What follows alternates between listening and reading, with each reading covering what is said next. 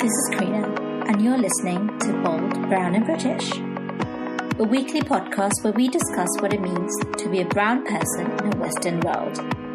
We've spoken about colorism, third culture identity, and dating, amongst many others on this podcast. So if this sounds like the type of content that you want to hear, please subscribe to us on Apple Podcast, iTunes, Stitcher, or wherever you get your podcasts from. You can also message us on Instagram. The handle is @BoldBrownAndBritish, or drop us an email via our website at www.boldbrownbritish.com. So without further ado, let's get on with this week's episode. Hello everyone, and welcome back to another episode of the Bold Brown British podcast, where we delve into the complexities and joys of being a brown person in modern British society.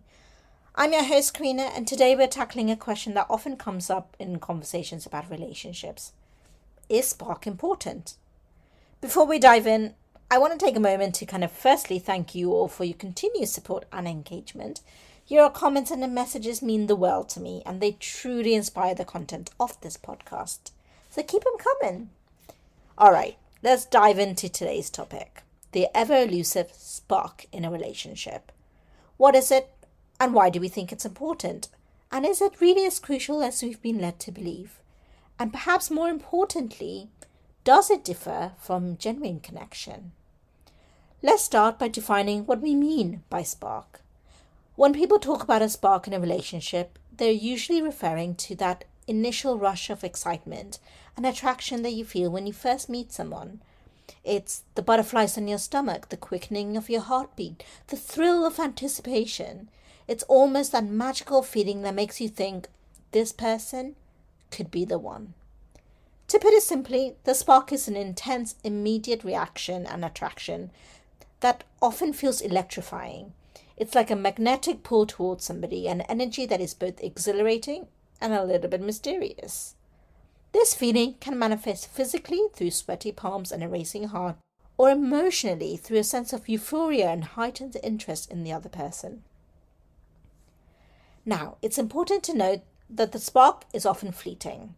It can ignite quickly, much like a match, but it can also burn out just as fast. This is largely driven by our brain chemistry. When we meet someone new and exciting, our brains release a cocktail of chemicals, dopamine, adrenaline, you name it, which contribute to that euphoric feeling. This rush is often mistaken for love or a deeper connection, but in reality, it's more akin to infatuation or lust. We live in a society that highly romanticizes the idea of the spark.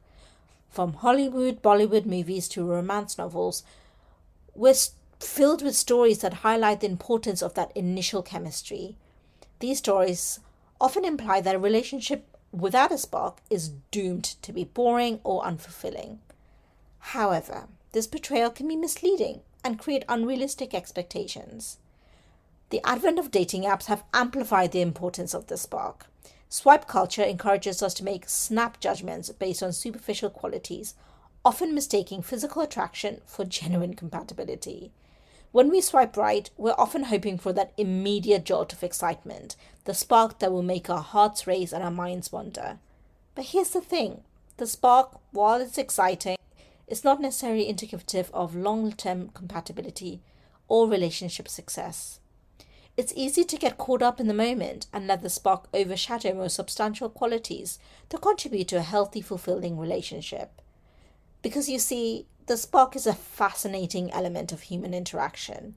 It's a blend of physical, emotional responses that can really bring two people together in a thrilling way. But it's crucial to recognize its limitations and understand that the relationship built solely on the spark is like building a house on sand. It may last for a while, but it lacks the foundation to endure the test of time. So, while the spark can be a wonderful starting point, it is important to look beyond it and focus on building a deeper connection that will sustain the relationship in the long run. So why do we place such a high value on the spark? Well, a lot of it has to do with the narratives we've been fed throughout our lives. From the moment we're old enough to understand stories, we're bombarded by the tales of love at first sight, instant chemistry and whirlwind romances. Think about the classic fairy tales where the prince and princess fall in love at first glance, or the countless Hollywood movies where a chance encounter leads to a passionate and seemingly perfect relationship. These narratives create an expectation that a successful and meaningful relationship must start with a spark. In many ways, the spark has become the same as the idea of romance itself. It's depicted as the ultimate sign of true love, a signal that you found the one. This cultural conditioning is so pervasive that many of us has internalized a belief that without a spark, the relationship is lacking something fundamental. But there's more to this than just the cultural storytelling. In the age of technology and instant gratification, dating apps have revolutionized how we meet potential partners. Apps like Tinder, Bumble, Hinge encourages users to make snap judgments based on a few photos and a short bio. The swipe culture emphasizes instant attraction and quick decisions, often prioritizing the spark over deeper qualities.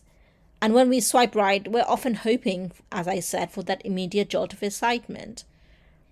The constant availability of potential matches can make us more impatient and less willing to invest time in building a connection without that initial chemistry. We might swipe left on somebody who could have been a great match if only given a chance, simply because we didn't feel that instant spark. This modern approach to dating feeds into our desire for instant results and quick emotional payoffs. The spark becomes a convenient shortcut in the fast-paced world of digital dating, where taking the time to nurture a slow-burning connection can feel like a luxury we cannot afford. But let's also consider the psychological aspects. The spark is a powerful emotional experience that's driven by a brain chemistry. When we meet someone new and exciting, our brain releases that cocktail of chemicals: dopamine, oxytocin, and adrenaline. Dopamine, often referred to as a feel-good neurotransmitter, gives us a sense of pleasure and reward. Oxytocin, known as love hormone, fosters bonding and attachment, and adrenaline heightens our senses, giving us that heart-racing, butterflies in the stomach feeling. This cocktail of chemicals can make the spark feel really intense and desirable, reinforcing the idea that it's a crucial component of a relationship. It's a natural high that we're biologically programmed to seek out, and that's why it explains why it can be so compelling and why we might prioritize it over other important qualities in a partner. However, while the spark can bring people together, it's important to recognize the limitations. The intense emotions associated can cloud our judgment, making it difficult to see potential red flags or incompatibilities.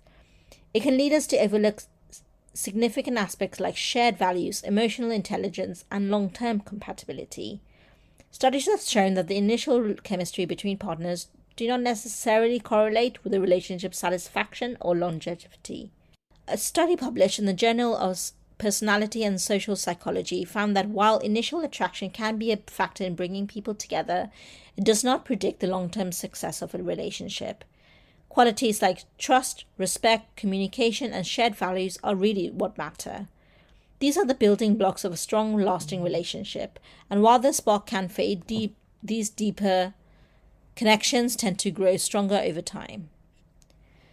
This isn't to say that the spark is completely irrelevant. It can be a really important signal of initial attraction and can help bring two people together, but it should not be the sole criterion by which we judge the potential of a relationship. Now, let's delve into the difference between the spark and genuine connection. While the spark is a physical or emotional response to someone's presence, a connection goes much deeper. A connection, in my opinion, is about understanding and being understood. It's about feeling safe, valued, and appreciated for who you truly are. Think of the spark as the initial attraction, the fireworks that light up the sky when you first meet somebody. Exhilarating, thrilling, but also fleeting. A genuine connection is the steady warmth of a fireplace, providing comfort, stability over time. It's built on shared experiences, open communication, and mutual support. I received a wonderful message from one of our listeners, Priya from London, who said, "I met my partner at a party, and while there was an immediate spark, we connected on so many levels as we got to know each other. 3 years later, we're still together and our bond is stronger than ever. The initial spark isn't what kept us together, it's the connection we built. Priya's story beautifully illustrates how a genuine connection can outlast the fleeting excitement of a spark. It's a reminder that relationships are not just about the initial chemistry, but ongoing effort to understand and support another. Let me share a personal story. I remember the time when I went on a date with someone I felt an instant spark with. The conversations flowed and there was undeniable chemistry. However, as we continued to see each other, I realized while the spark was strong, we lacked a deeper connection. We had different values, goals, and communication styles, and eventually the spark faded, and without a strong foundation, the relationship didn't last.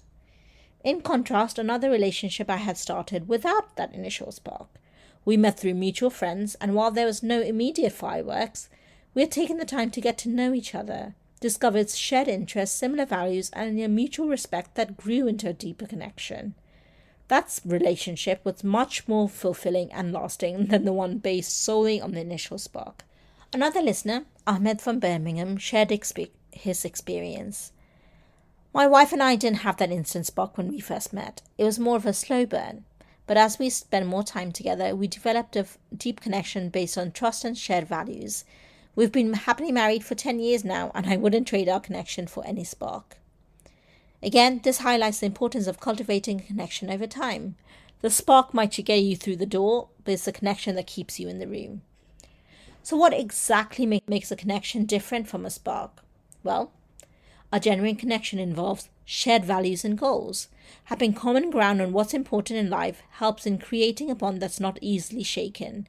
When both partners work towards similar objectives, it can foster a sense of unity and purpose. Open and honest communication is the cornerstone of any strong relationship. It means being able to discuss anything from the mundane to the deeply personal and feeling heard and understood. Knowing that your partner is there for you through thick and thin creates a sense of security and trust. It's about being each other's rock during tough times and celebrating each other during the good times. Respecting each other's individuality, opinions, and boundaries is crucial because it means that you value each other as equals and you appreciate what each person brings to the relationship.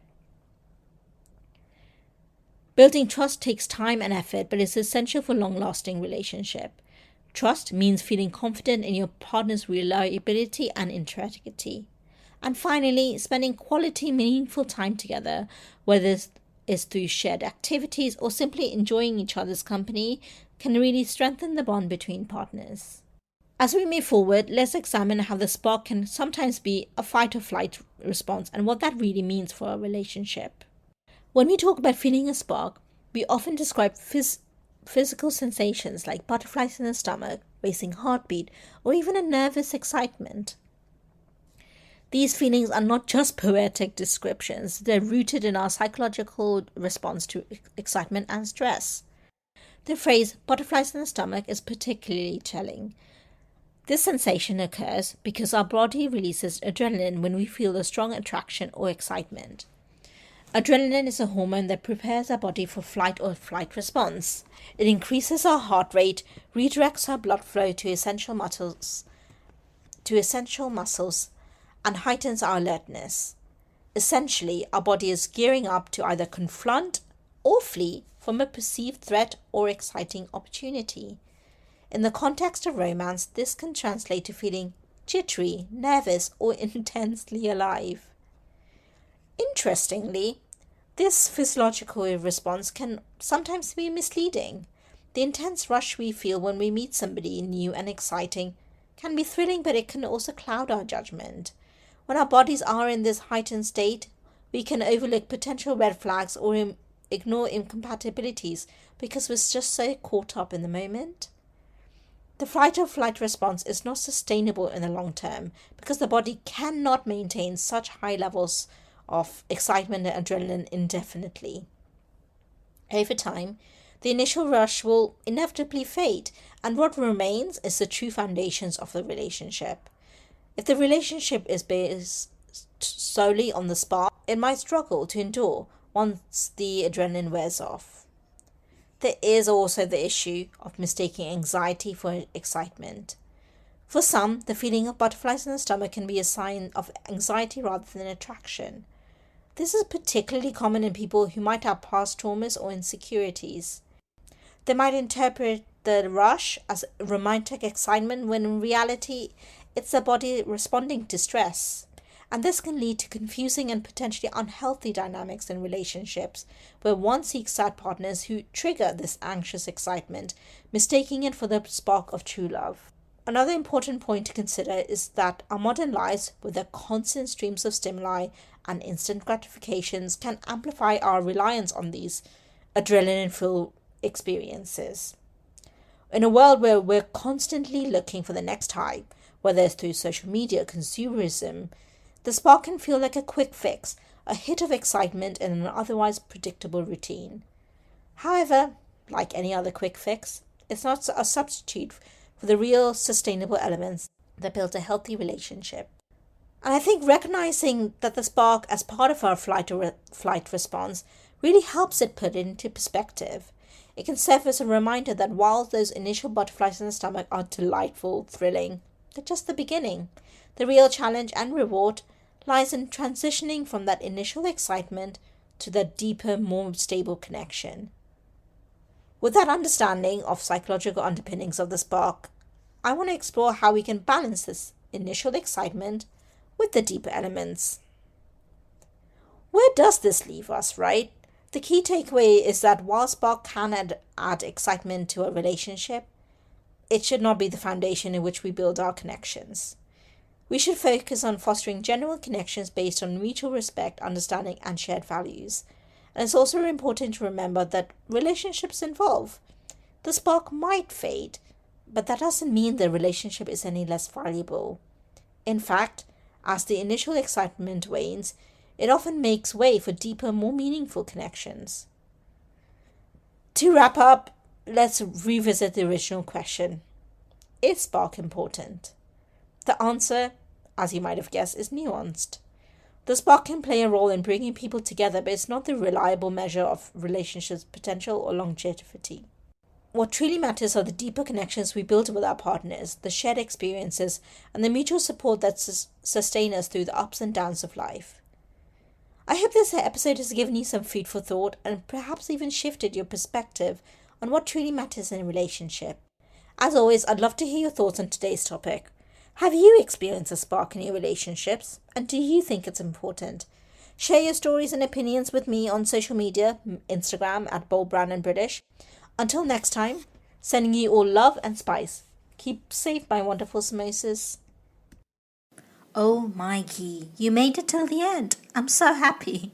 Well, listen, if you enjoyed what you heard and you want to hear more, subscribe to the podcast on, wherever you are listening to this. We are on Apple, Spotify, Stitcher, Deezer, TuneIn, Alexa, you name it, we're there. So make sure you subscribe so you don't miss out on an episode. We also are on Instagram, which houses loads of behind-the-scenes audio snippets, polls, memes, and ways for you to get involved. So go follow us on Bold, Brown and British. That's the handle. And until next time, keep safe, my wonderful samosas.